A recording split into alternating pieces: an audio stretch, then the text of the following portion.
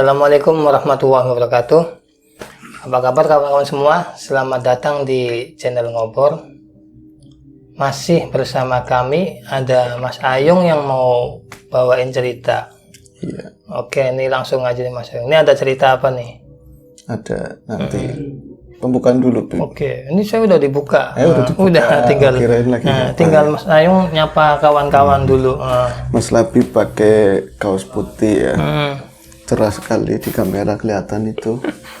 Nah, supaya aku terelingkan untuk lebih putih, membersihkan diri gitu. Asik ya, Bib. Syukur juga ya Mas Labib ya. Iya. Baik. Tanya apa kawan-kawan dulu. Ada sebuah cerita. Monggo. Assalamualaikum warahmatullahi wabarakatuh. Waalaikumsalam warahmatullahi. Bismillahirrahmanirrahim. Apa kabar kawan-kawan Ngobor semua? Semoga semua dalam keadaan baik. Amin. Dalam keadaan sehat dan selalu bahagia kapanpun dan dimanapun saatnya. Amin. Kembali kami ada di sini menemani teman-teman semua. Selamat datang juga buat teman-teman yang baru mampir di Ngobor ya, Bib. Ya, Bib. Yuk. Keceplosan, Bib. Nah, ini kita akan niatnya bakal bawain kisah-kisah horor tentunya, Bib. Apa itu kayaknya? Ya, ada nanti. Belum mulai kan, Bib? Ya, baiklah, karena Mas Labib kayaknya udah nggak sabar. Aku mulai cerita ya, Mas Labib ya. Siap. Baik, cerita ini adalah kisahnya Bu Dewi. Bu Dewi itu salah seorang ini ya namanya aslinya dulu dia itu orang Boyolali katanya. Oh, jauh juga ya. Orang Boyolali, punya suami namanya Pak Cahyono. Ini tentu nama tak samarin semua, Bib. Iya. Sebut saja namanya Pak Cahyono. Pak Cahyono itu orang Brebes. Orang Brebes, Bib. Kemudian saat itu dia itu kan pernikahan yang cukup lama itu dikaruniai satu orang putri begitu, dan akhirnya dia juga punya cucu. Cucunya udah gede, Bib, udah SMP waktu itu.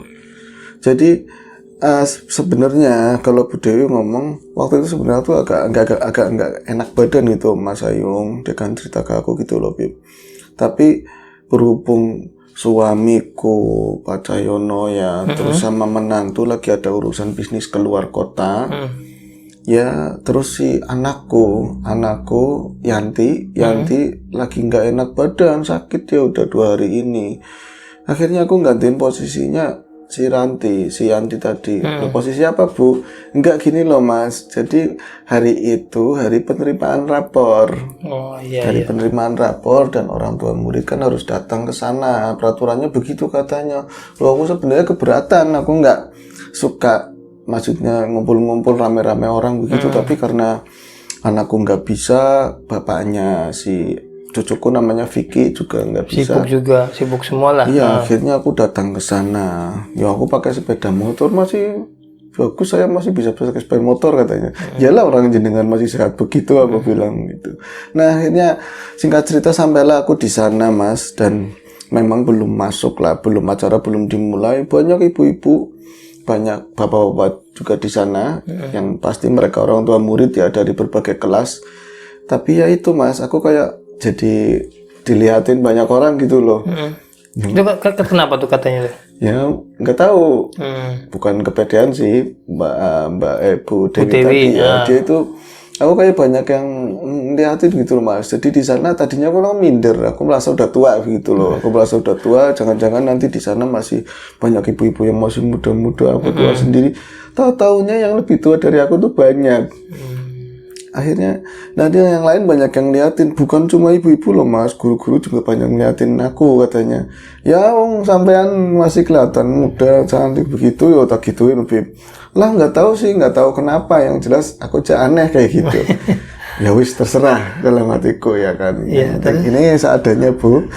Mohon maaf bercandanya kami begini. Akhirnya terus gimana, Bu? Akhirnya bel dibunyikan dan acara itu dimulai. Kami ngegeruduk masuk persis kayak anak-anak kecil itu masuk sekolahan. Ya, aku nggak mau nyesel-seselan nanti pahesannya pada luntur dandananku pada inilah berantakan. Rusak lah gitu ya. Iya. Ini akhirnya aku berhasil masuk juga dan duduk itu di bangku-bangku urutan belakang lah, seperti itu, belakang tengah.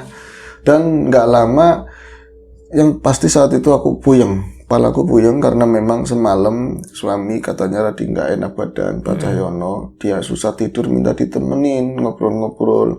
Jadi sampai larut, kepalaku pening gitu, Bib, katanya. Akhirnya saat itu aku nggak memperhatiin. Sepertinya sih gurunya laki-laki lah ya, udah tua suaranya. Dia ngomong, tausiah, aku bilang, ya enggak, maksudnya dia ngomong, mengulas tentang murid-murid, progresnya sejauh mana, terus kekurangannya apa, tuh diomongin semua. Itu lazimnya orang lagi terima rapot lah seperti itu. Tapi aku terus terang nggak memperhatiin. Aku buka minyak kayu putih, tak oles-olesin, mungkin ada kiri kanan merasa terganggu, aku cuek bodo amat. Yang pasti aku puyeng, pengen buru-buru nama cucuku dipanggil, aku pengen pulang kayak gitu loh. Tapi wong namanya itu abjad keri-kerinan, buri-burian terakhir jauh, gitu loh ya, fake kan. Akhirnya sampai sepi dipanggilin, aku nggak perhatiin yang lain, pokoknya nyampe bener-bener aku nyadar, kok tinggal aku sama bangku sebelah sana lah, ada satu laki-laki ya, orang tua murid.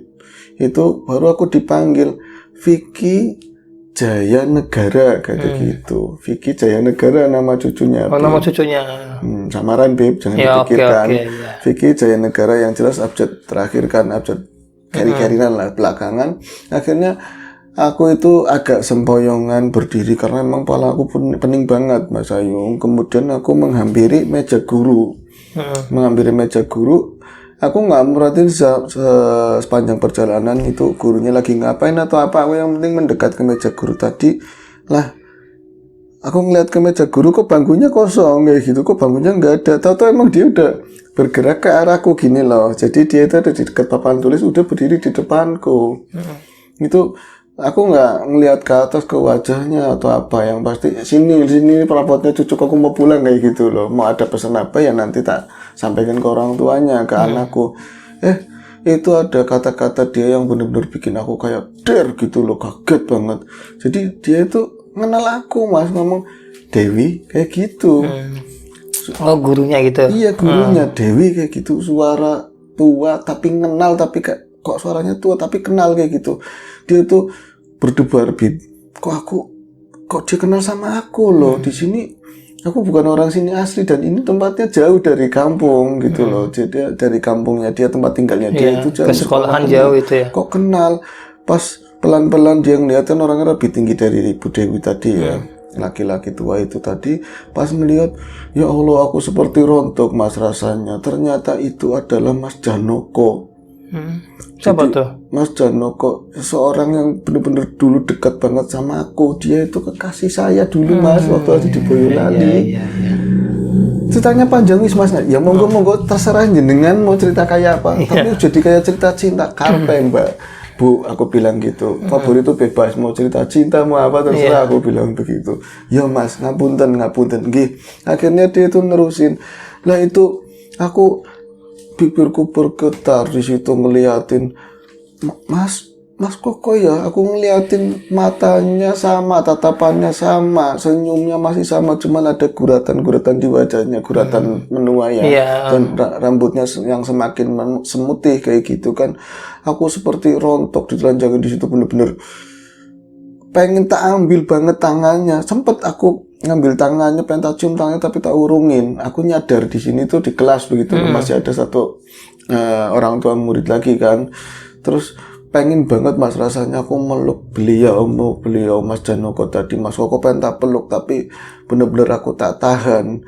Terus dia itu kayak ngerti loh, langsung Yuliana kayak gitu, manggil nama anak murid yang lain. Dia itu belum ngasih belum ngasih rapor Yuliana. Seakan-akan dia itu berkata, nanti kita akan ngobrol panjang di luar, nanti semua kita obrolin, aku merindukanmu dan lain-lain, itulah. Seenggaknya itu pikiranku dan harapanku, Mas. Kenapa dia manggil Yuliana? Itu bapak tadi nyesel ke arahku itu, ngambil rapot sedikit wejangan, akhirnya keluar.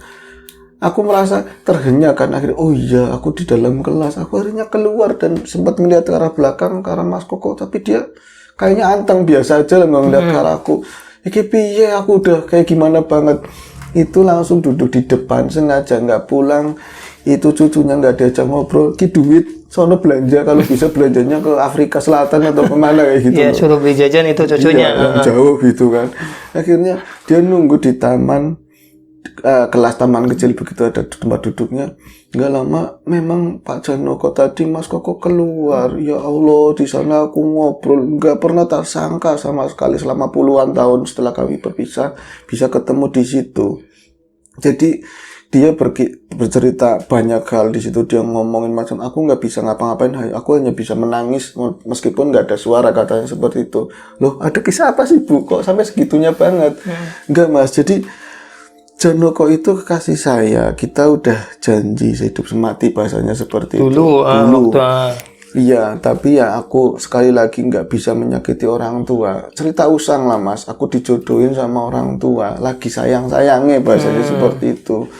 Tapi ya gitu Mas, sisi lain aku menangisnya, satu karena aku mencintainya, tapi aku menyakitinya dengan aku meninggalkannya sepihak begitu loh.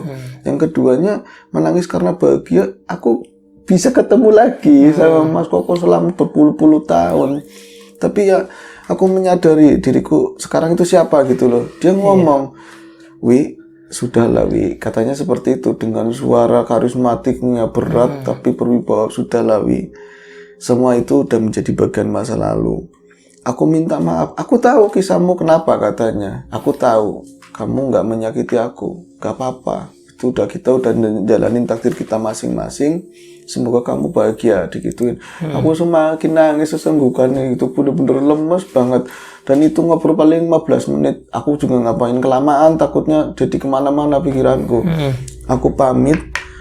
Aku meninggalkan Mas Janoko yang masih duduk di tadi ya, kelasnya. Nah, di depan kelas tadi di taman. Aku langsung nyamperin cucuku. Di situ ada kantin. Langsung aku pulang, bahkan cucuku nggak tajam ngomong sama sekali. Itu Mas, nggak ada horornya Mas ya, kayak cinta-cinta. Terserah Bu, ngobrol itu terserah, mau horor mau nggak terserah, mau nggak tak dengerin. Ada Mas sebenarnya. Jadi setelah itu gini Mas, setelah itu saya itu 2 minggu berikutnya tiba-tiba saya sakit. Saya itu termasuk orang yang bukan punya penyakit kronis, penyakit yang serius lah. Palingnya kayak tadi, kurang tidur, kepalanya sakit. Kalau tercapaiannya pada pegel gitu. Tahu-tahu itu saya mengalami sakit yang aneh banget, saya ceritakan. Jadi kaki itu, Bib, katanya Bu Dewi itu menceritakan, kaki itu tiba-tiba melar perlahan. Bener-bener sehari, 2 hari, 3 hari, seminggu itu bener-bener gede. Itu jomplang sama yang kaki yang kiri. Oh, beda satu. Dan jalannya susah banget, digeser-geser itu sampai ke pangkal paha sini lah katanya. Sampai ke paha, bener-bener sampai ke paha. Kaki itu melar, sakitnya luar biasa. Kayak ada yang ngikat, bener-bener ada yang ngikat. Aku nggak tahu kok kayak gini banget ya, itu sakit apa. Anakku mulai ngomong, Bu, periksa Bu. Iya, aku diantar periksa. Tapi yang aneh lagi-lagi, dokter ngomongnya setelah pemeriksaan nggak apa-apa katanya. Maksudnya gimana nggak apa-apa gimana? Aku sakit Dok. Anakku cuma ngomong itu, tapi iya Bu, tapi sehat Ibu, baik-baik aja. Ngomong bisa kayak gitu, aneh. Itu berapa dokter Bib. Dan setelah ini kaki membesar, nggak lama kemudian bangun tidur aku mendapati kayak ada benjolan di payudara. Di atas ini ya Bib. Nggak di sini Bib. Iya. Di atas ini. Agak ke atas lah, jangan ke bawah ya. Jangan ke bawah dan jangan kemana-mana pikirannya ya Bib. Ini cerita horor, ingat itu, camkan anak muda. Nah ini di sini Bib. Ada benjolan itu terasa sakit. Aku jangan-jangan berpikirannya ini jangan-jangan penyakit itu yang bahaya yang biasa dialami sama ibu-ibu, sama anak perempuan kayak gitu kan. Bener saja Mas, itu semakin hari aku beli salep, beli ini ya, aku takut, mengira-ngira aku akhirnya beli obat apotek gitu. Tapi semakin membesar, terlalu cepat lah membesar, terlalu cepat, bernanah sampai pecah Bib. Baunya luar biasa, bener-bener. Dan aku tubuhnya mulai drop tuh sebulan udah bener-bener aku nggak bisa ngapa-ngapain. Kalau misalnya bangun, bisanya pakai ini kursi roda. Bener-bener aku kayak orang bener-bener udah rentak, nggak bisa ngapain dan hampir mati lah seperti itu. Aku ngedrop, pikiranku nggak jelas. Aku yang bayangin kematian dan lain-lain. Nah yang paling nyebelin, ini di kaki itu kayak ada yang bergerak-gerak terus, apalagi wayahnya habis asar. Habis asar nyampe subuh lah kayak gitu. Pasti ada yang beda gitu. Ada yang bergerak-gerak ya udah sakit, ada yang bergerak-gerak. Sama yang di sini maaf ini ya, siapa tahu jangan dianggap jorok ya Mas. Kadang nyampe borok, nyampe kayak ada belatung-belatung putih kecil itu. Tak ambilin, tak peperin pakai kain itu, dicelupin air hangat, tak bersihin. Kadang-kadang pakai roll, perih banget. Anakku kadang bantuin. Ibu sebenarnya sakit apa tuh Bu? Jadi aku nggak tahu aku nggak tahu, ibu nggak pernah. Tapi kami termasuk orang yang logik, yang nggak pernah mikirin masalah Iya. Taunya itu medis lah ya. Begitu juga menantuku. Kalau suamiku ya biasa aja. Biasa aja, soalnya dia sosoknya pendiam. Kalau misalnya Pak, Ibu dibawa kemana ya dia ngeluarin mobil. Nanti kalau kadang dia yang bawa mobil, kadang menantu yang bawa mobil nanti periksa. Nah itu berlarut-larut. Pas lebih diceritain sama Bu Dewi sampai mungkin hampir mau 4 bulan. Jadi dia itu kebanyakan daripada duduk di kursi roda lebih banyak tiduran dan akhirnya dibawa ke berbagai tadi ya praktek dokter, tetap jawabannya nggak memuaskan, dibawalah ke rumah sakit tertentu di daerah kami. Itu nggak lama setelah pemeriksaan, Bu, dia dirujuk ke rumah sakit yang paling ini ya di Jawa Tengah sana. Iya, paling bagus lah. Iya, di sana dioper ke sana, dirujuk, dan kami pun berangkat ke sana. Waktu itu suamiku nggak ikut. Jadi di sana kami nggak mendapatkan apapun. Maksudnya gimana Bu? Jadi dokter itu loh, seorang dokter benar-benar dokter kan orang logik ya. Iya. Semuanya perhitungannya berdasarkan ini. Dia nyampe ngomong gini, Bu, ngapunten ini ada ibu, ada mbak ya, anaknya iya. Bu, sebaiknya ibu berobat di ini, alternatif saja. Nyampe dokter ngomong kayak gitu. Loh kenapa Pak? Bukan apa-apa, ini kami nggak bisa ngedetek penyakitnya apa. Nggak ada di scan, nggak ada sama sekali. Jadi hasilnya emang nihil di medis hasilnya di medis nihil. Itu nangkep langsung, anakku aku nangkep, berarti ini penyakit yang di luar penyakit medis sebenarnya, tapi jadi seperti ini. Kami pun akhirnya buru-buru pulang. Dan anakku yang tadinya logik karena mendengar ucapan dokter seperti itu, mulai komunikasi sama teman-temannya yang ngerti tentang kayak gitu. Taruhlah singkat cerita aku dibawa ke seorang mbah lah buat penyembuhan kayak gitu. Nah itu di sana dipegang Bu. Ya bukan dipegang begitu Mas, maksudnya disyariatin lah, ditanganin begitu. Nah ini setelah itu, saat itu semua mendingan, rasa sakitnya mendingan, tapi bukan berarti sembuh mengecil itu enggak ya, rasa sakitnya mendingan. Tapi ketika udah pulang ke rumah, malamnya ya Allah malah lebih sakit daripada hari-hari biasa. Jadi ini yang paling ekstrim 3 hari setelah saya itu dari paranormal itu. Apa saya mimpi, entah mimpi atau terjaga, aku nggak tahu itu Mas. Orang aku melek ya memang baringan, tidur ya memang baringan. Jadi lelah, begitu lelahnya aku tahu-tahu kayak merasa aku lagi duduk di kursi roda Bib katanya. Kayak duduk di kursi roda, dan ini maaf ya Mas, bukannya aku saru atau gimana. Aku pakai daster dengan kancingan, banyak kancing begitu, tapi kancing di depan ini terbuka semua. Kancing di depan itu terbuka. Itu di dalam kamar persis ini ada dipan, ada tempat tidur, ada ya macam-macam lah, jendela semua, tapi di depan itu hitam semua, kesananya hitam. Yang dia lihat cuma hitam semua. Lantai ada Bu, ada. Suasananya benar-benar gelap, tapi aku bisa melihat. Benar-benar gelap, tapi entah itu bisa seperti itu. Mimpi apa terjaga? Nggak tahu Mas. Nah, aku itu melihat, berarti di situ aku merasakan sakit yang luar biasa itu di kaki sama di payudara, Bim. Lebih dari biasanya.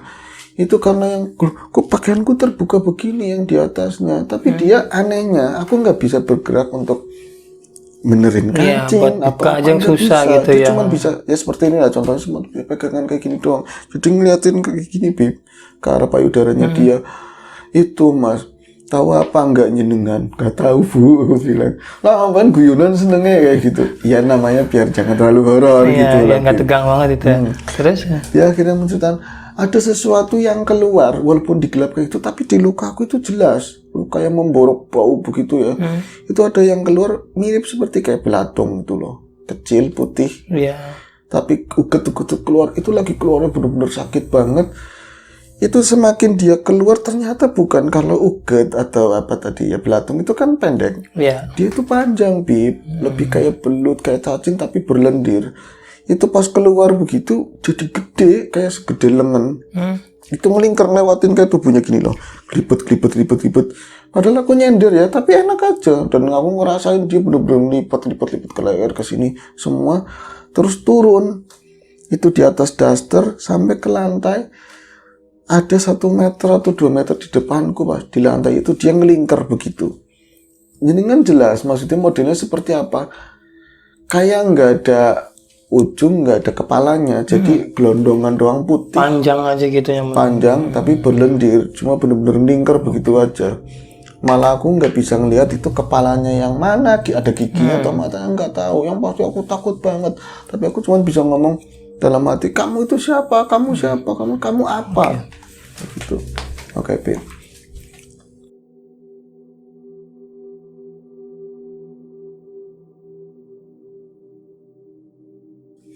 Iya, lanjut. Terus akhirnya gimana Bu David? Ya, dia hanya bisa ngomong, kamu itu apa? Kamu itu siapa? Makhluk itu cuman antang lingkar kayak gitu, kayak ular lagi mau begini lah. Tapi ya ujungnya kepalanya nggak jelas lah. Nah itu aku semakin sakit di dadaku ya. Ini gantian yang di paha itu benar-benar sakit banget, kerasa sakit banget. Itu gleset-gleset. Ini ada yang bergerak-gerak dan lagi-lagi aku nggak bisa ngomong. Apa sih ini? Itu nggak bisa. Sama sekali aku hanya bisa ngeliatin ke arah daster gelap, tapi aku bisa ngeliat gitu. Gimana sih? Ya kayak gitu, Bu. Bisa ngerasain itu ya, iya, jalan-jalan dan emang bisa ngeliat dasternya, Bib. Jadi ada yang menonjol kayak ular di balik. Iya, di dalam masuk. Gitu. Keluar itu pelendus kayak gitu, muter ngelingkar keluar dari dalam ininya, dari dalam pahanya itu muter kayak gitu. Oh, aku cuma teriak-teriak sangat sakit ya, benar-benar teriak, tapi nggak bisa keluar dari mulutku. Ini terus karena dengkul-dengkul di dalamnya ini apa daster itu tadi sampai ke ujung. Nah itu ternyata makhluk yang sama. Berarti 2 ekor lah. Kalau dia itu hewan, aku bilang 2 ekor. Itu jadi satu, karena tadi satu melingkar tumpuk jadi gede. Iya. Jadi gede dan kayak nyatu itu ya. Nyatu jadi gede bentuknya. Bisa dibilang apa ya? Bawahnya itu mirip kayak lendir pokoknya. Lendir, aku nggak bisa ngomong ular, bisa nggak ngomong belatung, tapi lebih kayak ke apa ya? Belut lah, tapi gede. Tapi gede banget. Di situ di atasnya tadi bentuk sosok kepala itu 2, yang satu perempuan, yang satu laki-laki. Wajahnya menyeramkan banget, menyeringai begitulah. Pokoknya aku nggak mau ngeliat natap matanya, nggak mau natap ininya, aku takut banget. Aku teriak-teriak. Dia itu tertawa, suaranya satu, campur laki sama perempuan, kayak gitu. Tapi ada suara ceweknya juga. Ngomongnya bukannya bareng. Jadi dia cuma ngomong begini, kamu itu akan aku bikin mati pelan-pelan, seperti itu. Mati? Enggak, kamu itu siapa? Aku jawab kayak gitu, kamu siapa? Kamu nggak bisa matiin aku, itu bukan hak kamu. Kamu siapa? Kamu nggak perlu tahu, kamu akan mati. Itu kayak gitu doang. Hilang, Bib. Hilang celap kayak gitu aja. Nah itu setelah saat itu dia ngerasain, ini baru bener-bener aku mau menyerah. Aku ngerasa mau mati banget. Bener-bener ngerasain sakit luar biasa, nyesek, nafasnya nyesek, semua kayaknya berhenti gitu loh. Aku susah bernapas semuanya. Nah, aku pikir, aku ngomong sama anakku, jadi mulut masih bisa ngomong. Yang ibu udah nggak sanggup, kalau aku, ya Tuhan, kalau aku udah mau mati sekarang, aku sih mendingan aku mati saja, aku nggak sanggup. Itu anakku yang nguat-nguatin, itu bawa si Vicky. Bu, jangan ngomong kayak gitu, ini ujiannya ibu, Bu. Ibu jangan ngomong kayak, jangan menyerah. Aku selalu sama ibu, ini cucu ibu kasihan juga. Ini mereka semua sayang sama ibu, ada menantunya juga.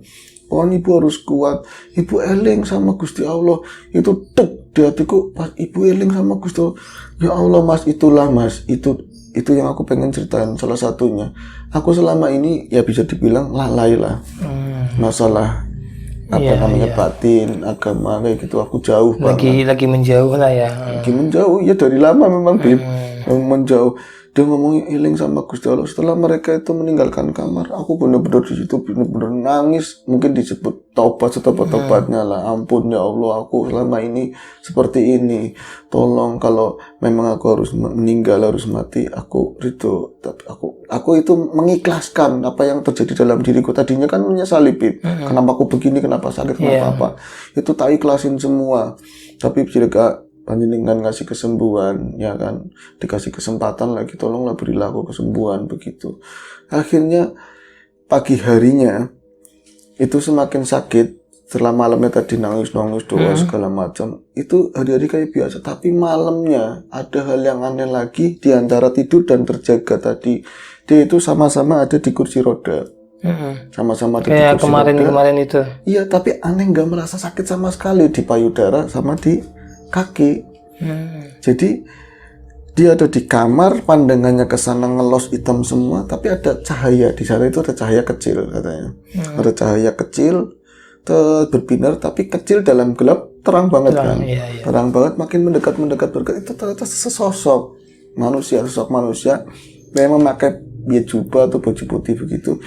Itu deket sampai benar-benar berapa meter di dekatku. Itu ternyata sampai percaya apa enggak percaya, Bu, orang dengan belum ngomong aja saya percaya, apalagi udah ngomong, biar enggak terlalu ini kan. Itu ternyata wajahnya Mas Koko katanya. Gitu. Wajahnya Mas Janoko, mukanya itu bersinar, Mas, bener-bener teduh, bersinarnya enggak nyakitin, tapi lebih ke nyaman gitu, sinarnya itu nyaman, dia tersenyum, wajahnya lebih gagah daripada yang aku lihat. Ketemu langsung. Iya, ketemu langsung, bener-bener badannya tegap, sehat. Itu apa enggak? Ya tuh segitu, tapi bener-bener sehat gitu.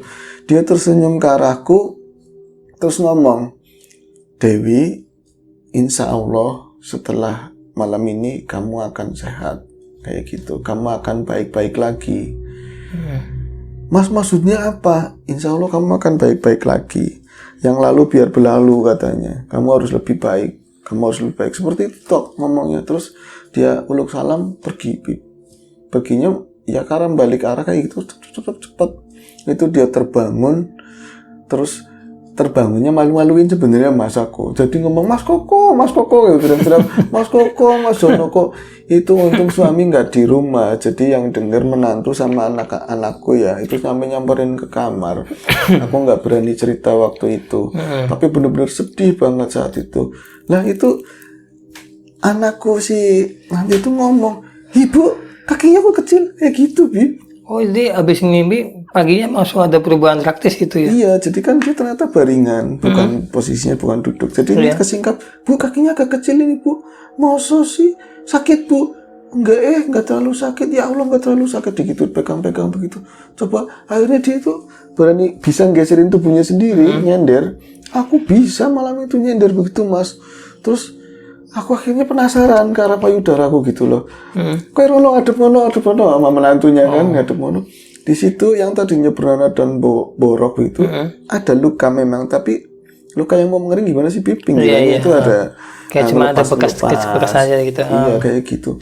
Ya Allah, Bu, kok bisa begitu, Bu? Ibu tadi teriak-teriak kenapa? Ini mendingan loh, Bu. Padahal tadi sore itu ajaib bisa seperti itu, Mas. Bisa seperti itu. Aku kayak mendingan baikan. Itu singkat cerita, paginya lebih terang, lebih jelas lagi. Aku harus kontrol lagi ke dokter. Itu ya sananya tetap nggak ngomong ada penyakit ini, tapi yang jelas alhamdulillah membaik. Dokter yang biasa dia kesana kan, Bib. Itu selama mau sebulan benar-benar bersih, tinggal bekas sedikit lah yang di payudara, kaki mengecil, dan aku sehat kembali. Aku senang banget, begitu juga keluarga. Tapi mungkin ujian saya ya, Mas, setelah saya sehat justru saya dapat musibah berikutnya. Suaminya si Cahyono itu meninggal dalam kecelakaan mobil bersama menantunya yang selamat. Suaminya meninggal di tempat. Jadi kecelakaan gitu ya? Kecelakaan. Dan itu ya sangat, siapa yang nggak kehilangan, Mas. Jujur aja saya itu sempat pernah nggak mencintai beliau karena dijodohin kayak gitu loh. Ya selama saya belum punya anak gitu, setelah punya anak saya belajar mencintai beliau gitu, mencintai suaminya. Tapi dulu sempat saya benci gitu. Jadi karena terpaksa menjalani. Tapi saya kehilangan, siapa yang nggak kehilangan suami. Itu meninggal dunia, Bib, si suaminya. Akhirnya saya kesepian, saya sedih. Tapi tadi ya aku mendapat penglihatan pernah ditulungin. Apakah Mas Koko yang nulungin aku atau apa? Nggak tahu. Tapi itu setelah aku berdoa sama Allah. Akhirnya tak semua tak serahin sama yang kuasa. Aku menjalani kehidupan baik-baik.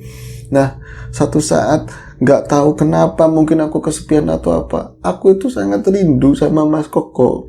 Sangat rindu, pengen ketemu banget, nggak bisa ditahan. Akhirnya aku nyari-nyari alasan bawa motor, itu ngomongnya mau belanja ke Maret lah, Maret apalah kayak gitu. Padahal aku ke sekolah, alih-alih mau jemput Vicky, pengen ketemu Mas Koko, ketemu Pak Janoko gitu loh. Tapi ya nungguin di depan Pak Janoko gitu, mana nggak lewat. Biasanya kalau ngajar selesai kan terlewat keluar atau cuci tangan atau ke ruang guru. Sampai bel terakhir bunyi nggak nemuin Pak Janoko. Dia nanya ke salah satu guru. Gobloknya saya yang nggak nanya sama Vicky, katanya ke cucunya sendiri. Takut bocor sih Bib. Akhirnya ngomong ke salah satu guru, Anissa dibaca di sininya. Ini nggak terlalu penting sih Mas, tapi aku sempat baca namanya Anissa. Maaf ya Dek, Bu Guru. Iya Bu, monggo, ada apa ya Bu? Saya mau nanyain Pak Janoko kok nggak kelihatan ya Bu, katanya. Pak Janoko jenengan siapanya? Aku angel, nggak bisa ngomong. Ya, saudara, aku bilang aja begitu Mas. Bu, jenengan kok nggak tahu Pak Janoko udah meninggal. Pak Janoko udah meninggal. Itu sekitar 1,5 bulan yang lalu lah. Itu ya persis kayak dia lagi itu, lagi masa-masa penyembuhan itu awal-awalnya. Itu mendengar kata-kata itu, Mas Koko meninggal, aku benar-benar kayak bocah kecil. Aku nggak bisa menahan diri lagi. Air mata itu benar-benar ngalir. Aku nangis, gembor di situ, nangis. Kasihan juga. Bisa. Aku seingatku aku itu ditampani loh, dirangkul sama Bu Guru tadi. Dan karena memang kejadian itu rame, beberapa guru sama TU langsung nyamperin begitu. Aku ditolongin rame-rame lah. Dan ya singkatnya, pokoknya di situ aku hancur banget. Di saat aku pengen berterima kasih, pengen ini, justru Mas Koko itu nggak ada. Akhirnya dia itu dipulangin, diantar. Jadi Vicky diantar sama guru, diboncengin. Motornya dia diboncengin juga setelah udah baikan begitu. Diceritain semua kisahnya sama anaknya si Yanti. Dulu itu begini. Oh begitu ya Bu. Terus niatnya aku pengen ke pusaranya Mas Koko, pengen berterima kasih kayak gitu. Akhirnya kan dapat alamat dari sekolah. Rumah kampungnya di sini. Nanya orang kampung kan sebelum ke rumahnya Mas Koko, Pak Koko itu dia nanya ke orang kampung. Oh di makaminya di sana, itu ke makam. Jadi sekeluarga berziarah ke sana. Iya, kecuali suami ya. Suaminya udah meninggal. Itu ke sana. Terus ziarah di sana, saya nggak bisa ngomong apapun. Aku nangis. Begitu juga anakku ikut nangis. Pokoknya aku cuma ngomong maafin aku Mas, maafin aku, terima kasih Mas, kayak gitu aja. Setelah dari makam, dia itu ke rumahnya Pak Koko. Ke rumah. Alamat ya dari sekolahan kan dapat. Itu di sana aku benar-benar bergetar hatiku. Jadi aku gimana ya aku menghadapi keluarganya dan seperti apa. Pokoknya di situ pernah ada Pak Koko loh. Paling nggak ada fotonya atau apa gitu, Bib. Pas kesana ternyata ada anak bujang lah, pemuda begitu, sepi rumahnya. Terus dia manggil ke arah dalam, kami didudukin di ruang tamu, hadap ke arah dalam. Bu, ada tamu Bu, kayak gitu. Itu nungguin Bu pasti istrinya Pak Janoko kan. Dia itu resah banget loh Bib, ngadepin istrinya Pak Janoko. Enak lah, gimana gitu ya. Gimana perasaan campur aduk. Pas keluar itu benar-benar baru buka hordeng begini, aku nggak bisa menahan diri, langsung rangkul dia. Arab tiba malah, Arab kesandung kakinya anaknya. Itu ibu itu siapa tuh? Istrinya Pak Janoko. Jadi langsung nyikep, aku itu meluk, nangis sesenggukan. Beliau juga istrinya Pak Janoko yang itu ikut nangis. Dan di sela tangisanku itu di kupingku aku dengar, kamu Dewi ya, digituin sama istrinya Janoko. Kamu Dewi ya, aku digituin, tambah nangis, tambah menjadi-jadi, dipeluk lagi erat anakku yuk, si Yanti. Ikut meluk. Pokoknya dari sana aku pengennya, jadi anak-anak itu karena udah terlalu lama kita kayak kakak adik, ngobrol deket banget. Dari sana aku tahu bahwa Koko itu orang baik, Pak Janoko, dan sering menceritakan tentang cinta pertamanya itu sama Bu Dewi itu, sama ibu tadi ya. tapi aku nggak nanya namanya siapa. Istrinya gitu Dia cerita. tentang Bu Dewi, sosok Bu Dewi sering diceritain, dan akhirnya di situ aku betah, nggak pengen pulang, kayak orang nggak tahu malu loh, nyaman di situ. Tapi akhirnya kami pulang. Tapi aku kan nanya, ternyata Pak Koko itu di sekolah, terus sorenya itu ngajar ngaji sama anak-anak sama lingkungan situ loh, orang dihormati lah, orang baik begitu. Nah, terus dia kalau mau nanya yang lebih lanjut lagi, jadi kayak dia mau mengucap sesuatu tentang penyakit Bu Dewi tapi ditahan. Kalau mau nanya sama adeknya Pak Koko aja. Oh kan orang sama-sama orang Boyolali sana. Jadi dia ditugaskan di situ loh, ngajarnya. Akhirnya ngubungin Bu Dewi setelah itu, nyari kontaknya, dikasih kontaknya via telepon, ngobrol. Ternyata semua kejadian yang dialami itu, walau alam ya, itu ceritanya Bu Dewi, ulah suaminya Cahyono. Jadi dia ternyata pada saat Bu Dewi itu ngobrol-ngobrol di ruang kelas pertama kali itu, ada tetangga yang anaknya sekolah di situ juga. Laporan sama Pak Cahyono. Pak Cahyono itu orangnya penjemburu, Bib. Dia pendiam tapi ya kayak gitu. Dia kan tahu dulu waktu nikahin si Dewi itu. Iya, emang dijodohin itu ya. Jadi dia tahu, dia merasa selama ini istriku tuh nggak pernah mencintaiku gitu loh. Dia hanya karena orang tua gitu loh. Iya. Padahal enggak, aku tuh mencintai beliau. Awalnya enggak. Jadi diguna-guna, ditembak, salah satu harus mati kayak gitu loh. Tapi ya umur sih nggak tahu ceritanya kayak apa. Yang jelas akhirnya Pak Koko meninggal. Pak Koko meninggal mungkin kayak karena umur, bukan karena itu, tapi ilmunya itu sendiri yang belilah dari paranormal, kena sama dia sendiri yang meninggal begitu loh. Ya kisahnya segitu aja, Bib, nggak ada kelanjutan yang gimana. Iya. Endingnya sedih juga ya. Iya, yang pasti Bu Dewi kemudian kesininya lebih bisa inilah, hati-hati, lebih mengamini semuanya lah. Itu Ada aja, hikmah di balik semua kisah ini ya. Itu sekian, Bib, ceritanya, Bib. Makasih banget buat Mas Ayung yang udah berbagi cerita horor, dan buat Bu Dewi semoga tabah ya sama keluarganya Pak Koko. Apa Pak? Pak Koko, bener. Pak Koko ya. Oke, kawan-kawan semua, terima kasih banyak yang udah mantengin channel Ngobor. Berikutnya mungkin next time Mas Ayung masih banyak stok ya cerita ya. Masih banyak. Oke, sekian. Terima kasih. Assalamualaikum warahmatullahi wabarakatuh.